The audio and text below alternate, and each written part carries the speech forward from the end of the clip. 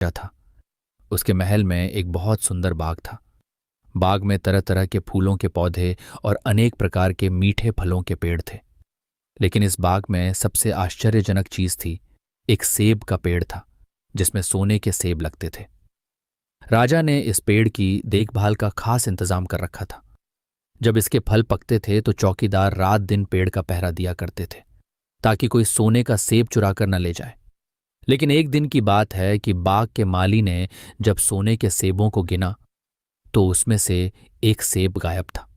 उसने दौड़कर राजा को खबर दी। राजा फौरन बाग में पहुंचा।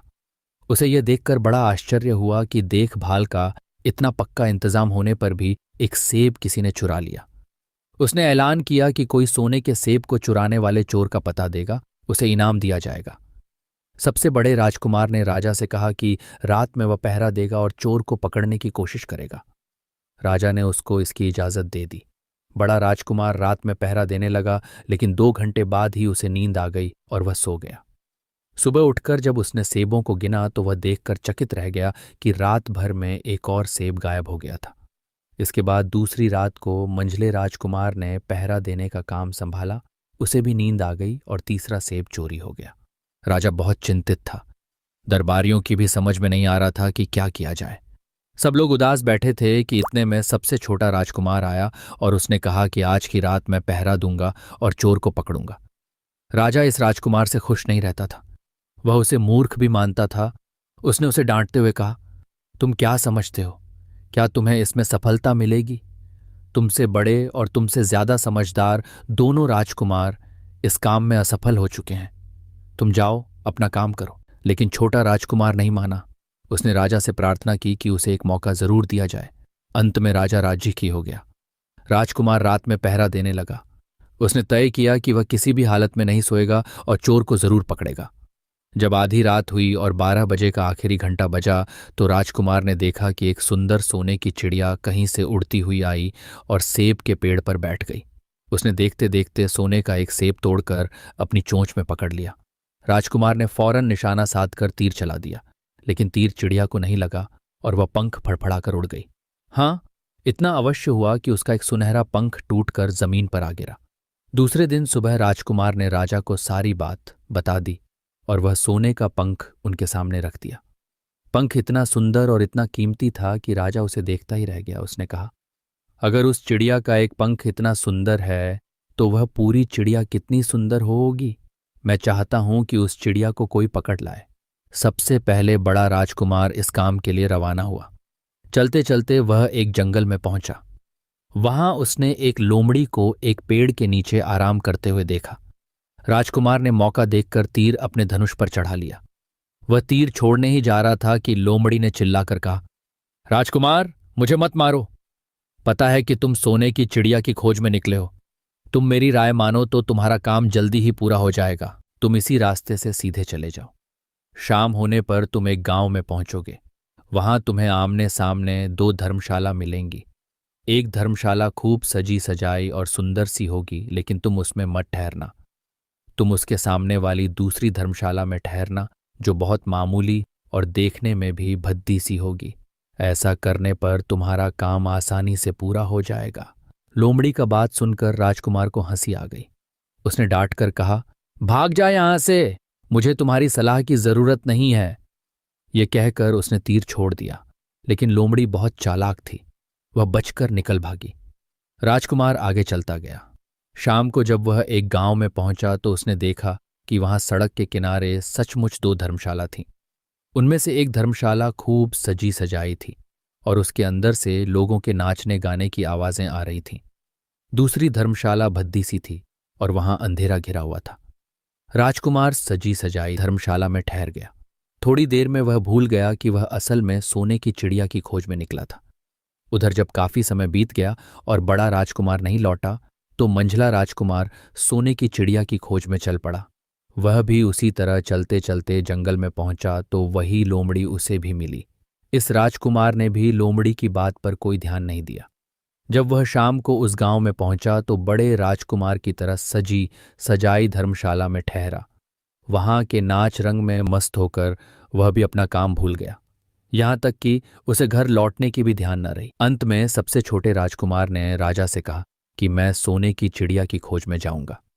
राजा को विश्वास था कि जब उससे बड़े दोनों राजकुमार इस काम में सफल नहीं हुए तो इसे और भी सफलता नहीं मिलेगी। लेकिन उसके जिद करने पर राजा ने उसे इजाजत दे दी। छोटा राजकुमार तैयार होकर सोने की चिड़िया की खोज में निकला। जंगल में उसे भी लोमड़ी मिली। राजकुमार ने लोमड़ी की बात को ध्यान से सुना और लोमड़ी से कहा, ठीक है, तुम जैसे कह रही हो मैं वैसा ही करूंगा। अब तुम जाओ, मैं तुम्हें नहीं मारूंगा। इस पर लोमड़ी खुश होकर बोली, तुम सबसे अच्छे लड़के मालूम होते हो। तुमने मेरी बात बात का मजाक नहीं उड़ाया और मुझ पर तीर नहीं चलाया। मैं तुमसे खुश हूं और तुम्हारी मदद करूंगी। आओ, तुम मेरी पूंछ पर बैठ जाओ। मैं तुम्हें उस धर्मशाला तक पहुंचा देती हूं। देखते देखते लोमड़ी की पूंछ काफी बड़ी हो गई और राजकुमार उस पर बैठ गया। उसके बैठते ही लोमड़ी हवा में उड़ने लगी और थोड़ी ही देर में मैदानों और पहाड़ों को पार करके उसी गांव में जा पहुंची। राजकुमार ने उसकी सलाह को मानकर छोटी और पुरानी धर्मशाला में ही डेरा डाल दिया। वह दूसरी सजी सजाई धर्मशाला से दूर ही रहा। दूसरे दिन सुबह उठकर जब वह आगे बढ़ा तो कुछ दूर चलने पर उसे वह लोमड़ी फिर से रास्ते में मिल गई। लोमड़ी ने उससे कहा, अब मैं तुम्हें बताती हूं कि आगे तुम्हें क्या करना चाहिए। तुम सीधे चलो। आगे चलने पर तुम्हें एक बहुत बड़ा किला मिलेगा जिस पर सिपाही लोग पहरा दे रहे होंगे।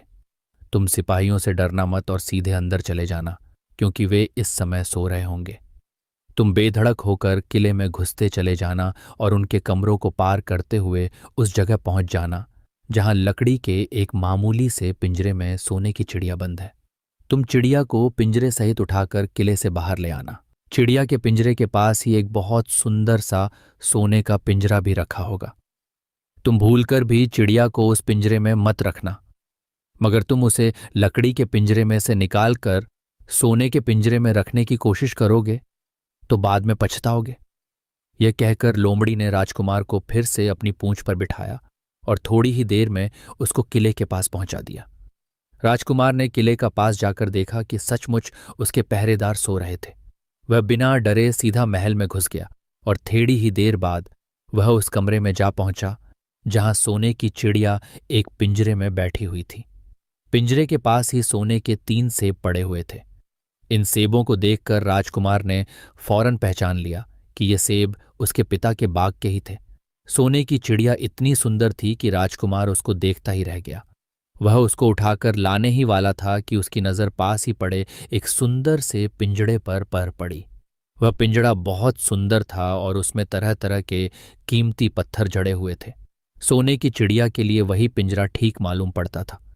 राजकुमार लोमड़ी की बात को भूल गया और उसने सोने की चिड़िया को लकड़ी के पिंजरे से निकालकर सोने के पिंजरे में बंद कर दिया।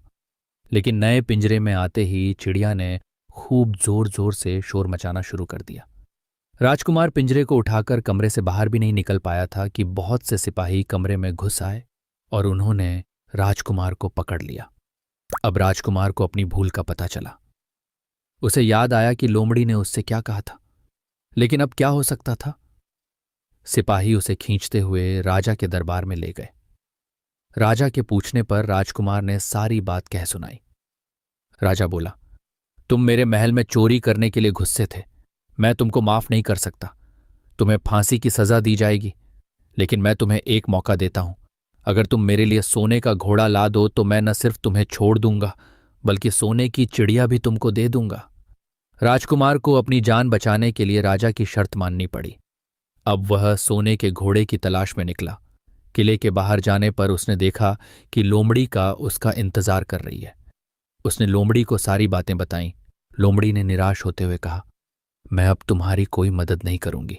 तुमने मेरे कहने के अनुसार नहीं किया।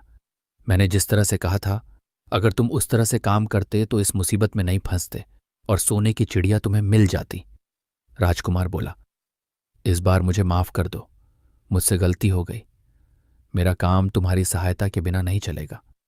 मुझे राजा ने सोने का घोड़ा लाने के लिए कहा है, वरना वह मुझे फांसी पर चढ़ा देगा। लोमड़ी ने कहा, अखैर मैं तुम्हें माफ करती हूं। अब तुम ऐसा करो कि मेरी पूंछ पर बैठकर सीधे चले चलो। कुछ दूर जाने पर तुम्हें एक दूसरा किला मिलेगा। उसी किले की घुड़साल में तुम्हें सोने का घोड़ा बंधा हुआ मिलेगा। महल के नौकर चाकर सब सो रहे होंगे। तुम चुपचाप जाना और घोड़े को खोल लेना।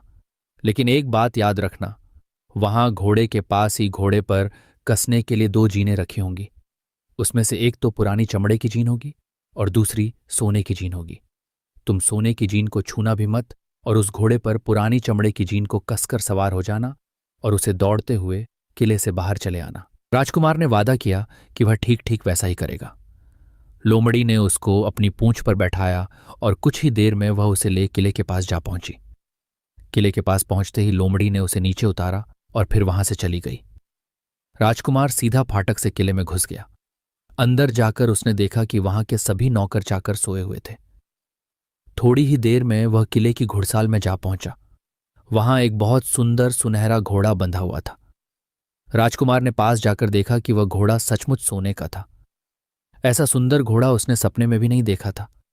उसने आगे बढ़कर घोड़े को खोल लिया। जब वह बाहर निकलने लगा तो उसकी नज़र एक कोने में पड़ी हुई सोने की जीन पर गई। ये जीन बहुत सुंदर थी और इसमें हीरे मोती जड़े हुए थे। उसके पास ही एक फटी पुरानी चमड़े की जीन पड़ी हुई थी।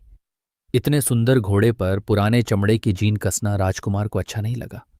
उसने सोने की जीन उठा ली और घोड़े पर कसना शुरू किया। इतने में घोड़ा जोर से हिनहिना उठा। किले के नौकर चाकर जाग गए। थोड़ी ही देर में राजकुमार पकड़ लिया गया।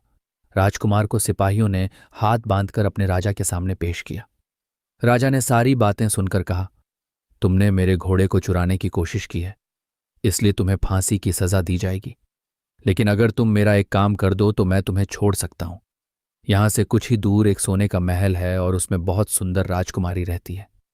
अगर तुम अपनी जान बचाना चाहते हो तो उस राजकुमारी को मेरे पास ले आओ।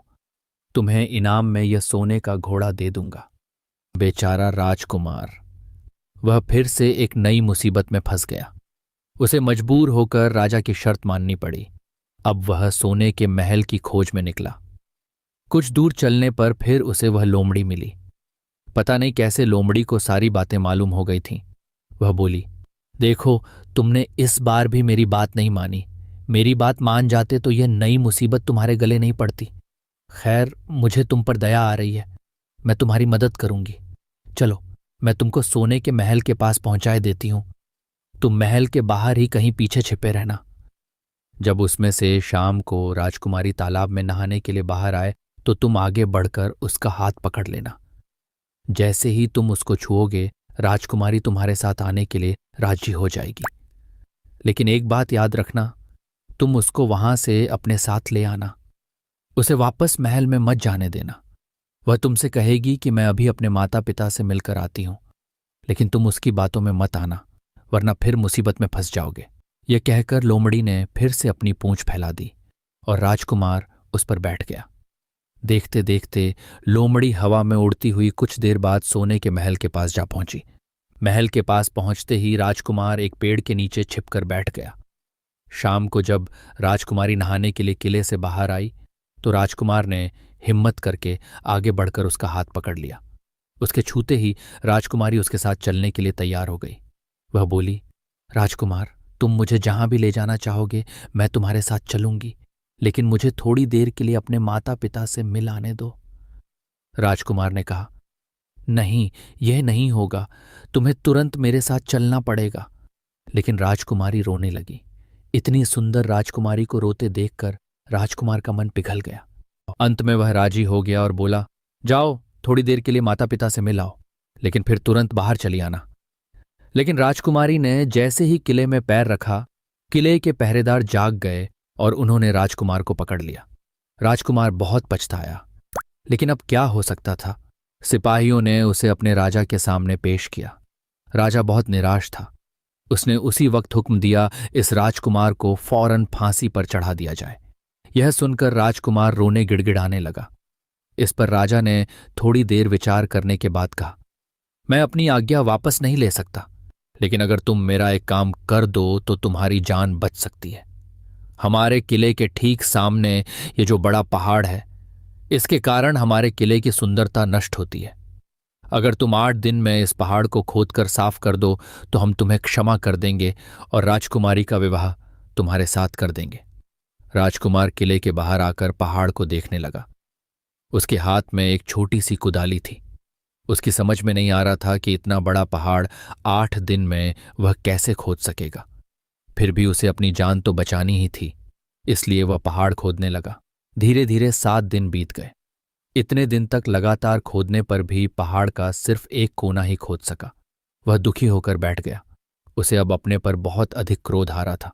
वह मन में कहने लगा कि अगर मैंने लोमड़ी की बात मान ली होती तो कितना अच्छा होता। लोमड़ी ने मुझको हर बार ठीक सलाह दी और मैं हर बार उसका कहना न मानकर नई से नई मुसीबत में फंस जाता हूं। राजकुमार इस तरह सिर झुकाए बैठा था कि अचानक उसे अपने पैरों के पास लोमड़ी की पूंछ हिलती दिखाई दी। उसने नजर उठाकर देखा, सचमुच वही लोमड़ी खड़ी थी। लोमड़ी ने मुस्कुराते हुए कहा, क्यों, क्या हाल है? इस बार तो तुम्हारी मदद करने की मेरी जरा भी इच्छा नहीं थी, लेकिन मैं 7 दिन से तुमको पहाड़ खोदते हुए देख रही हूं। मुझे दया आ गई और मैं तुम्हारी मदद के लिए चली आई। जाओ, तुम बहुत थक गए हो, सो जाओ। मैं थोड़ी ही देर में तुम्हारा काम पूरा कर दूंगी। इस बार राजकुमार ने तय कर लिया था कि अब वह लोमड़ी जिस तरह कहेगी वह उसी तरह करेगा। वह चुपचाप उठकर एक तरफ सोने चला गया। थोड़ी ही देर में उसे नींद आ गई। सुबह जब वह सोकर उठा तो उसे अपनी आंखों पर विश्वास नहीं हो रहा था। वहां कहीं भी पहाड़ का नाम नहीं था और महल का सुंदर दृश्य दिखाई दे रहा था। राजकुमार सीधा राजा के पास पहुंचा। राजा उसके काम पर बहुत खुश था। उसने तुरंत अपने वादे के अनुसार राजकुमारी के साथ उसका विवाह कर दिया। जब राजकुमार उस सुंदर राजकुमारी के साथ कुछ दूर चला तो उसे रास्ते में फिर वही लोमड़ी मिली। लोमड़ी बोली, बधाई हो राजकुमार। राजकुमारी के साथ तुम्हें देखकर मुझे बड़ी खुशी हो रही है, लेकिन अब तुम्हें सोने का घोड़ा और सोने की चिड़िया भी प्राप्त करनी चाहिए, क्योंकि वे दोनों चीजें तुम्हारे ही लायक हैं और तुम उन्हें आसानी से प्राप्त कर सकते हो। लेकिन भला मुझे सोने का घोड़ा और सोने की चिड़िया कैसे मिल सकती है? मैं तो इस राजकुमारी को भी उस राजा के लिए ले जा रहा हूं। लोमड़ी ने कहा, नहीं, तुम ऐसा काम कभी मत करना। इस राजकुमारी के साथ तुम्हारा विवाह हुआ है और यह अब तुम्हारी ही है। अगर तुम मेरे कहने के अनुसार काम करो तो तुम्हें सोने का घोड़ा और सोने की चिड़िया भी मिल सकती है। तुम पहले इस राजकुमारी को लेकर सोने के घोड़े वाले राजा के पास जाओ। राजा खुश होकर तुमको सोने का घोड़ा दे देगा। तुम घोड़े पर सवार हो जाना और सवार होकर सबसे विदा लेना। राजकुमारी से तुम सबसे बाद में विदा लेना। जैसे ही तुम राजकुमारी के पास पहुंचो, तुम उसे हाथ से पकड़कर घोड़े के ऊपर खींच लेना और घोड़े को दौड़ा देना। सोने का घोड़ा इतना तेज दौड़ता है कि दुनिया का तेज से तेज घोड़ा भी उसकी बराबरी नहीं कर सकता। जाओ, तुम पहले इतना काम पूरा करो। इसके बाद आगे का काम मैं तुम्हें बाद में बताऊंगी। मैं तुम्हें वहां रास्ते में मिलूंगी। राजकुमार ने ठीक वैसा ही किया जैसा लोमड़ी ने उससे कहा था। जब सोने के घोड़े वाले राजा ने खुश होकर उसे इनाम में सोने का घोड़ा दिया तो राजकुमार उस पर सवार हो गया और उससे विदा लेने लगा। अंत में वह राजकुमारी को उठाकर घोड़ा को तेजी से दौड़ाता हुआ किले से बहुत दूर निकल आया। रास्ते में एक पेड़ के नीचे लोमड़ी उसका इंतजार कर रही थी। उसे देखकर लोमड़ी बोली, शाबाश, अब तुम सोने की चिड़िया भी प्राप्त कर लो। जब तुम सोने की चिड़िया वाले राजा के पास पहुंचोगे तो वह इस घोड़े को देखकर बहुत खुश होगा। तुम उससे कहना कि पहले सोने की चिड़िया का पिंजरा मेरे हाथ में दे दो, तब मैं यह घोड़ा तुमको दूंगा। जब वह पिंजरा तुम्हारे पास लाए तो तुम पिंजरा उसके हाथ से छीन लेना और घोड़े को दौड़ा देना। बस ऐसे चिड़िया तुमको मिल जाएगी और कोई तुम्हें पकड़ भी नहीं सकेगा। इस बार भी राजकुमार ने ठीक वैसा ही किया। वह राजकुमारी के साथ ही घोड़े पर बैठा रहा और जब राजा ने उसके हाथ में सोने की चिड़िया का पिंजरा दिया तो उसने देखते देखते लात मार दी और सोने का घोड़ा हवा से बातें करने लगा। कुछ दूर चलने पर लोमड़ी उसे मिली। राजकुमार ने उससे कहा, तुमने मेरी बड़ी मदद की है। तुम्हारी वजह से मुझे न सिर्फ सोने की चिड़िया मिली बल्कि सोने का घोड़ा और इतनी सुंदर राजकुमारी भी मिल गई। बताओ, मैं तुमको क्या इनाम दूं? मैं तुमको कुछ न कुछ जरूर देना चाहता हूं। लोमड़ी ने कहा, अगर तुम खुश हो तो मेरा एक काम कर दो। तुम एक तीर चलाकर मुझे मार दो।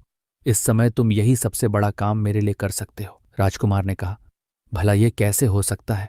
तुमने मेरी इतनी मदद की और मैं बदले में तुम्हें मार दूं? मुझसे ये नहीं होगा। यह सुनकर लोमड़ी बड़ी दुखी हुई और बोली, अगर तुम मेरा यह काम नहीं कर सकते तो फिर ठीक है, जाओ। लेकिन मैं तुम्हारी भलाई के लिए ही कह रही हूं कि तुम 2 बातें जरूर याद रखना। एक तो तुम किसी कुएं की दीवार पर मत बैठना और दूसरे तुम ऐसे लोगों के लिए धन मत खर्च करना जिन्हें फांसी मिलने वाली हो। राजकुमार बोला, भाई तुम भी अजीब हो। तुम्हारी बातें मेरी समझ में ही नहीं आती। भला मैं कभी कुएं की दीवार पर क्यों बैठूंगा और ऐसे आदमियों पर धन क्यों खर्च करूंगा जिनको फांसी दी जाने वाली हो। लेकिन लोमड़ी ने उसकी बात का कोई जवाब नहीं दिया और अलविदा कहकर वहां से चली गई। राजकुमार सोने का घोड़ा दौड़ता हुआ आगे बढ़ा।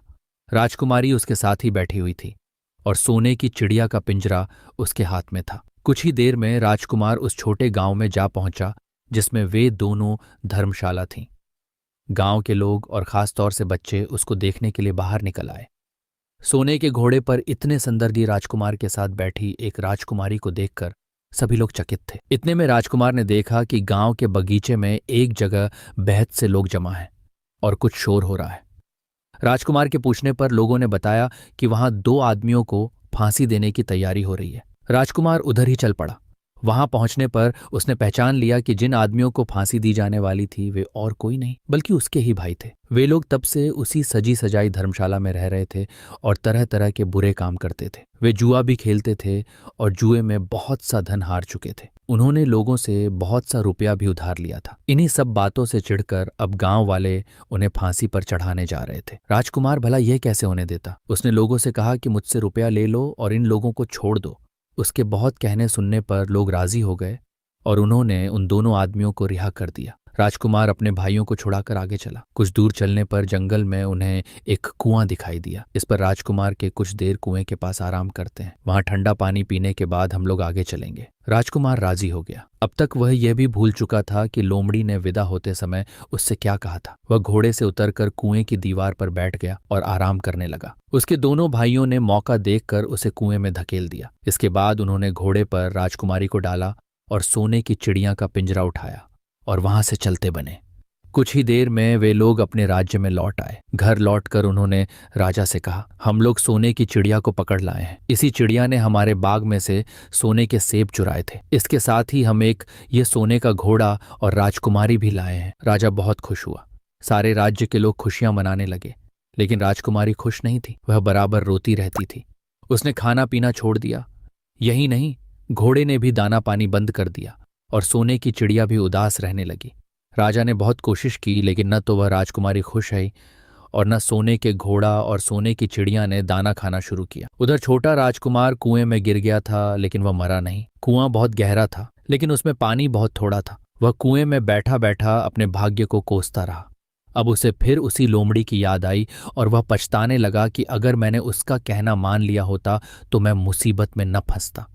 राजकुमार ने जैसे ही लोमड़ी को याद किया, लोमड़ी न मालूम कैसे कुएं के मुंह पर आ पहुंची और बोली, देखो राजकुमार, मैंने पहले ही तुम्हें समझाया था कि किसी कुएं की दीवार पर मत बैठना और ऐसे आदमियों की मदद मत करना जिन्हें फांसी दी जाने वाली हो, लेकिन तुम नहीं माने।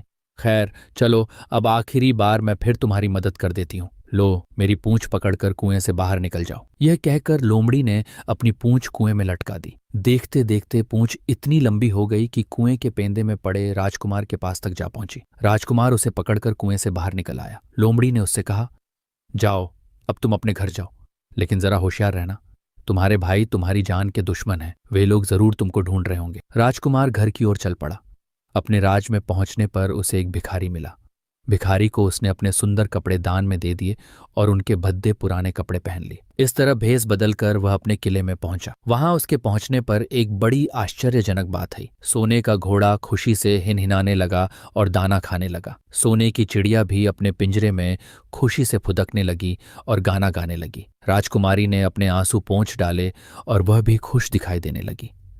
लेकिन राजा की समझ में कुछ नहीं आया। उसने राजकुमारी से इसका कारण पूछा तो वह बोली, मैंने तो पहले ही आपको सारी कहानी बता दी थी। आपके बड़े और मंझले राजकुमार ने छोटे राजकुमार के साथ धोखा किया है। इन्होंने आपको भी धोखा दिया है, लेकिन अब आपका छोटा राजकुमार यहां पर आ पहुंचा है, इसीलिए मुझे बेहद खुशी हो रही है। उसी के साथ मेरी शादी हुई है और मैं उसके साथ ही सुखी रह सकती हूं। फिर उसने मैले कुचैले कपड़े पहने एक आदमी की ओर इशारा करते हुए कहा, वह रहा आपका छोटा राजकुमार। राजा ने भी अपने छोटे लड़के को पहचान लिया। अब राजा ने अपने छोटे बेटे के बारे में अपने विचार बदल दिए। अब वह उसको बहुत समझदार और बहादुर मानने लगा और उससे बहुत अधिक प्यार करने लगा। उसने उसको राजगद्दी पर बिठाने का निश्चय किया। बड़े और मंझले राजकुमार ने अपने छोटे भाई को ही धोखा नहीं दिया था, बल्कि राजा को भी धोखा दिया था। इससे राजा उनसे बहुत नाराज था। उसने उन दोनों को अपने राज्य से निकलवा दिया। इसके बाद बड़ी धूमधाम के साथ राजकुमारी के साथ राजकुमार का विवाह हुआ और दोनों खुशी से रहने लगे।